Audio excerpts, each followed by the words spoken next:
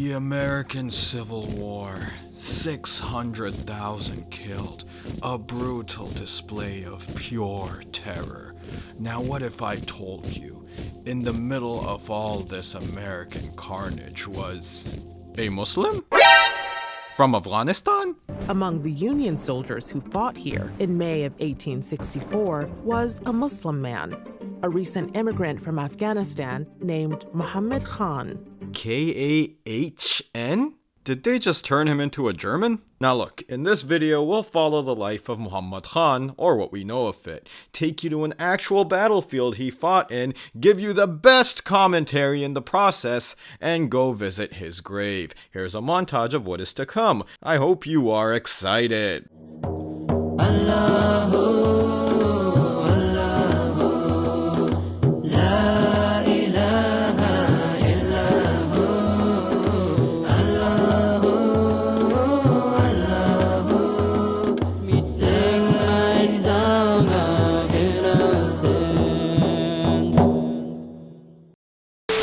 Now, the journey is long, and I didn't feel like doing it myself, and I needed some expertise about Afghanistan, given Mohammad Kahn was from there. So I decided to bring along our very happy Afghan brother, who, for anonymity purposes, we will refer to as Rahim Shah, even though he's Pakistani. Now, I'll be honest, most of my research came from this PBS documentary, which revealed that we have over 200 pages of Mohammad Khan's life that we can actually find online. Only the first 8 pages are actually Mohammad Khan's words, the rest are statements from people who would have known him. The details of Khan's eventful life are revealed bit by bit in his application for a pension, 200 pages long, recently discovered in the National Archives in Washington, D.C. Now's probably a good time to also give credit to the sister on PBS who put everything together, and this top comment that inspired this whole video and perhaps future videos to come, even though we're not going to perform a janazah, controversial topic. But back to Mohammad Kahn, who tells us how he came to America and immediately joined the Union Army. I was born in Persia and raised in Afghanistan. Whoa, what's with the whole Iranian accent? Our boy is an Iranian, right? Let's ask our Afghan expert what he thinks. So you're saying he's Pashtun then, probably? I mean, Mohammad Kahn, you know, like, it sounds a very Pathan name, like, Pashtun name. Well, that's all the verification needed. I came to this country in 1861 with an American officer. I couldn't speak one word of English at that time. About 2 or 2.5 months after my arrival, I enlisted at New Haven, Connecticut, having been persuaded to enlist while under the influence of liquor. Astaghfirullah, la hawla wa la quwwata illa billah. We'll get back to this later. Were recruiters using alcohol to recruit people? Yes, and drugs. Wow. He was part of an all-white unit, the 43rd New York Infantry. He knew how to be a soldier. He said he knew how to load and fire a musket and quickly was in the ranks marching and doing his duty. Khan was a sharpshooter for the army. Our Afghan expert was itching to say something. Sharpshooting is a skill that Pashtuns headed to. Like, I think there's a weapon, a gun called, like, not Jibril or something. It starts with J. Jibril. So, something like that, right? Alright. The gun is called Jazail. What Pashtuns would do, right? They would just sit in a mountain, right? And then target their victim, I guess, and usually in a valley, and shoot them, right? So that probably gave him some skills of, sharpshooting. So after Khan joins this all-white unit, he ends up getting lost from his infantry unit, and when he tried to find them again with his broken English, well, this happened. Khan found himself in nearby Hagerstown, where, based on his appearance, a group of Union soldiers mistook him for a runaway slave. They thought he was a slave, a runaway slave. Right. So that was pretty funny. Those Americans weren't too bright, by the way. Our boy told them his name is Mohammad Kahn, and they were probably like, "What? I'm a High John?" And that has been his name since. Now, for whatever reason, Mohammad Kahn really wanted to join back with his all-white unit. Could have run away or really escaped at any time. He did stick around for some reason, and it may have been because he felt morally and ethically obligated to see it through. So, after a few months, he hops on a train and rejoins his troops just in time for the Battle of Spotsylvania, where 30,000 people would be killed or injured. And this is actually where we are heading right now. But it was a long journey, and Rahim Shah and I had to keep each other entertained. And I have to entertain you as well. So, did you know Mohammad Kahn brought his brand new wife over from Afghanistan 2 years after he came himself? How would his young wife, at that time, in that culture especially, be able to travel from where she was, probably going to Europe on ship, and then from Europe to America, all on her own? That's already like a crazy thing for any tribal woman at that time. How would they be okay with that? How would they say, yes, go meet your husband over there? As you can see, our expert is stunned by Mohammad Khan's actions and had no answer to give. Another interesting question people may have is, do we know how he was treated? And at that time, think about it, man, these people were alive when slavery was a thing here. These people were alive when science used to teach that white people are superior to other people. Scientifically, their brains are bigger. So now we're hearing what other people think about him. Imagine, like, you know, your coworkers or the guy in the store who you go and say, hey, what's up, right? Like, you're like, man, I don't want to talk to this guy too long. That's the guy who we're getting reports from on how this Mohammad Kahn was. And what did they think about him? Like, what did all these people think of him? It's very interesting. There's very different things. For the most part, they would say, yeah, we could tell he's not from here. We could tell. Some say that he wasn't right in the head. Some say that, not a lot. So imagine if your life or my life, the only documentation is the one time you go and speak to, let's say, a police officer or whatever. You're only going to tell them relevant stuff, right? You're not going to tell them how religious or irreligious you are or what you think about Islam, right? You're just going to go, if you need your pension or if you're at the DMV and you need your license, you're just going to tell them the bare stuff that you need to tell them to get your stuff out. That's right. Mohammad Kahn probably didn't go there thinking, oh my God, you know, 150 years later, people are going to be reading my stuff. I got to make sure I present myself in this amazing manner. That's not what he was thinking, right? He probably just said, I need to do, what the hell is that guy doing, man? Right. It was around this time we were pretty close to the Spotsylvania battle site. We would have gotten there quicker had Rahim Shah not taken so long in putting his surma on, and if I hadn't missed this right turn, which meant I had to use some random guy's property to make a U-turn. Get the hell off my property! What the hell you doing, boy? Oh, wait, right here. Maybe he'll know if Mohammad Kahn visited here or not. Mohammad Kahn visited here before him and his family. If you haven't entered a battleground before, well, let's just say the vibe hits different.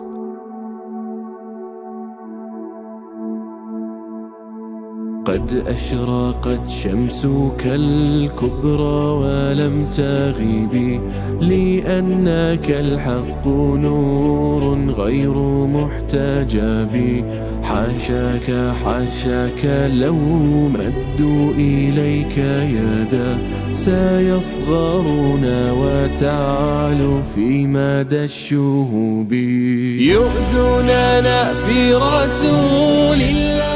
Now don't get fooled by the cameras, it was pretty dark by the time we got here. This is the battle where Mohammad Kahn picked up the injury that he would then be visiting the pension officer for, saying that this is where I got injured, please give me my pension.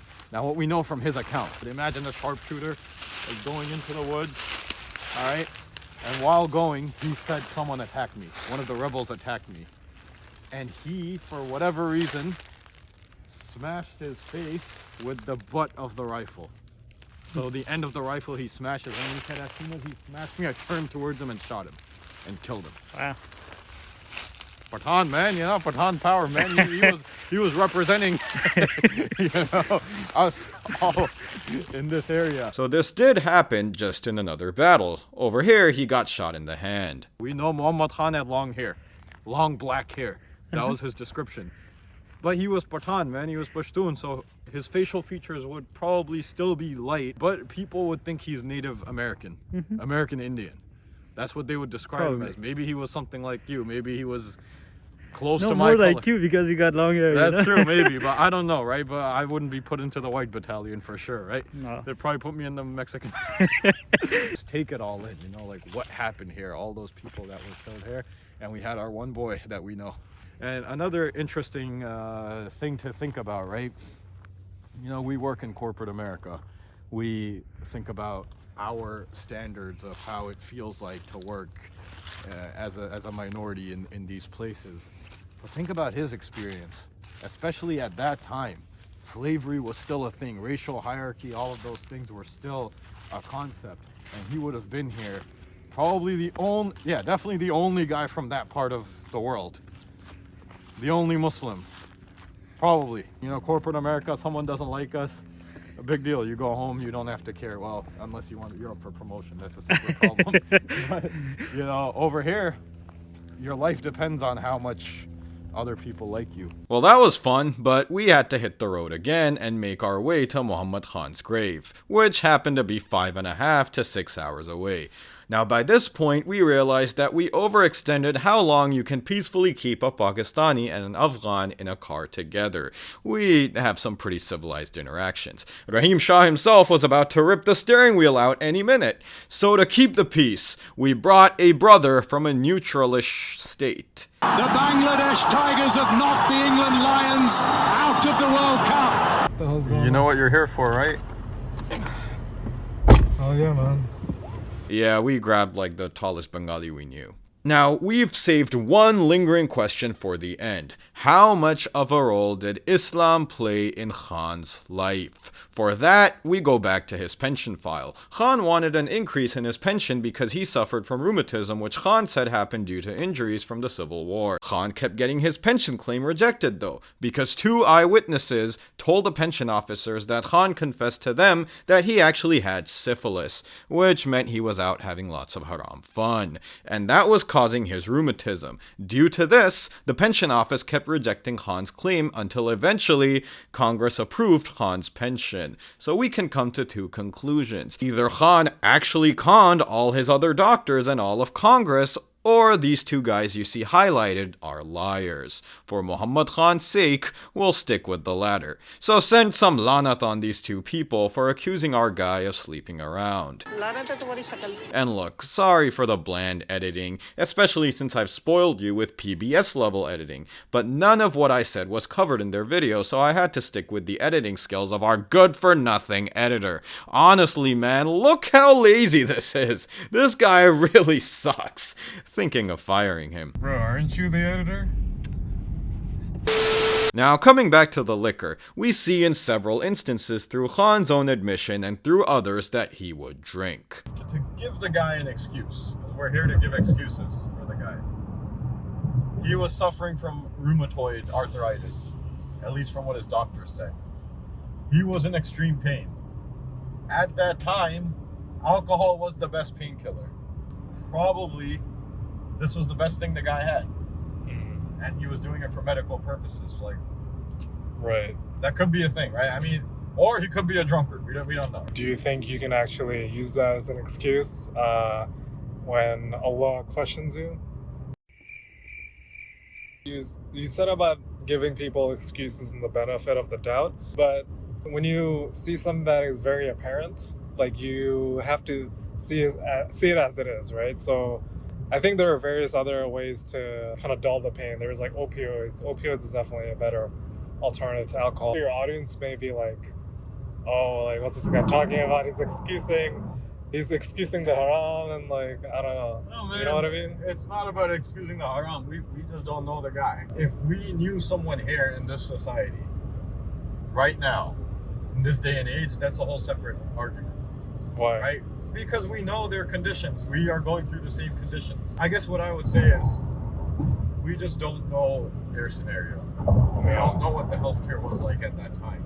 we don't know what we would have done with that much pain when alcohol was the easiest thing to get. Yeah. Well, just for more information, further witnesses later on have described Mohammad Kahn as a good, sober man. So perhaps he quit? Why are we giving him all of these excuses, right? He kind of fits the profile of someone who just came here, forgot everything about himself, and got lost. But this is actually one of the main reasons why I'm giving Mohammad Kahn so many excuses. But this one mention is the reason I'm gonna be defending him the whole time. And that is... Why hear it from me when PBS already covered it? That one of them says he used to come into my store and I would read to him what he called the Mohammedan Bible, or what they call the Quran, but misspelled in the document, spelled with an H. There's the key right there. It's very clear what his faith was. This is not Mohammad Kahn saying, I did this. This is a testimony from a non-Muslim. So clearly, he still had some Islam in him. He didn't abandon, give it all up and say, keep this away from me. Even people in America today, with the Muslim community, with all of their support and the internet, would not have the balls to go to a non-Muslim and say, hey, why don't you come listen to the Quran? I was just gonna say that. Exactly, right? Yeah. So if someone did that at that time, in that situation, at a place where he had no support, no understanding of the culture, nothing of that sort. that is something commendable. It may not have brought any influence on the guy he said it to. Yeah, the guy he read the Quran to was actually the guy claiming he had syphilis. Allah subhanahu wa ta'ala saw it and saw the devotion. That could easily elevate his ranks, man, just from that little effort that he did. Absolutely. You know, at that time, like, for us to do it right now is very easy. You can go to Dawah and say, hey, you know, that's not a big deal. Yeah. At that time, that would have been, that's crazy. Yeah, mashallah. Mashallah, mashallah. Mashallah, brother. Bro, you have so many people today, right? Like, they're shy to express their beliefs, express their beliefs, or I don't really believe that. Oh yeah, you know, yeah, I'm Muslim, but I'm not really like that, you know? I don't know where the conversation was going, but we did finally reach the cemetery. We did run into a slight problem though. The cemetery is huge, and there was no way we could find the one grave in this manner. But then, thanks to Rahim Shah's navigation skills, we discovered we were in the wrong cemetery this whole time. This is Cyprus Hill Cemetery. Mohammad Kahn is in Cyprus National Hill Cemetery. I know. So we finally made it and began searching for Khan's grave. Inshallah, we're gonna go to his grave, make dua for him. The sad thing to remember is that he wasn't actually buried under his Muslim name, Mohammad Kahn. He was buried under the name Amahai John. But alhamdulillah, thanks to the sister at PBS, we know exactly what the grave number is. So we're gonna go inshallah find it and make dua for him. Here we were after hours of travel, inching closer to his grave. It felt like I'm about to meet a long-lost brother or an ancestor. It was emotional, imagining how barely any Muslims may have visited his grave and made dua for him, not even knowing he was here, buried under the name John, without even being given a proper janazah. And then we found him. Assalamu Alaikum. You know, I want us to take in this moment that we're here standing in front of our brother. He was not given a proper janazah, most likely. They wouldn't have even known he was Muslim. I mean, they didn't even dignify him with his real name. They ended up giving him a false name. And this is something for us to think about, that when we have no community, when we have no people, this is what may become of us when people forget who we are, what our values are, and what we stand for. So I don't know if there was anyone to make dua for him when he died and he was buried here on his own, but inshallah, let us make dua for him here. We read the dua the Prophet ﷺ would recite when entering a graveyard, even though I wasn't sure if it applies in this scenario or only in a Muslim graveyard. But then we made a dua for our departed brother. May Allah subhanahu wa ta'ala elevate his ranks in Jannah. May Allah subhanahu wa ta'ala protect our brother, hopefully through our duas, through the duas of the community. May this be a sadqa jariyah for him. We don't know of his progeny. We don't know what has happened. However, may the community right now, may the Muslim community watching this make dua for him and grant him a higher status and alleviate any punishments. May Allah subhanahu wa ta'ala make his time easy in the qabr, inshallah. May Allah subhanahu wa ta'ala use that one opportunity we saw, that one documented testimony we heard where he shared the Quran with whatever means he had. He still had the spirit of Islam in him. May Allah subhanahu wa ta'ala use that as a means to elevate his ranks. Ameen. And may Allah subhanahu wa ta'ala use his story and use that moment as a sadaqah jariyah to inspire other Muslims today and continue that ongoing accumulation of good deeds. Ameen. So a final departing thing to think about. We've seen our brother buried here amongst a sea of other graves, probably all non-Muslim. It does beg the question, why did he come here? What was the purpose? Given especially that it's almost a guarantee your progeny is going to get lost here. In the 1800s, today is a very different story. This is something we will probably never know. And quite frankly, yes, we made dua for him and we should continue making dua for him. But your actions have consequences. That is also something to think about. Because he came here voluntarily off his own will, from what we know. However, there were other people who were brought here forcefully. Muslims, Muslim scholars who were brought here against their will and forced to live here and forced to convert to Christianity in much tougher conditions. And inshallah next week, we're gonna go see a legend. We did go see him, but you'll have to wait longer than a week for the video. O Lord of the world, full of mercy and grace, make me one of those who will see your blessed face. Purify me and guide me, make me pleasing to you. Let me live, let me die in remembrance of you.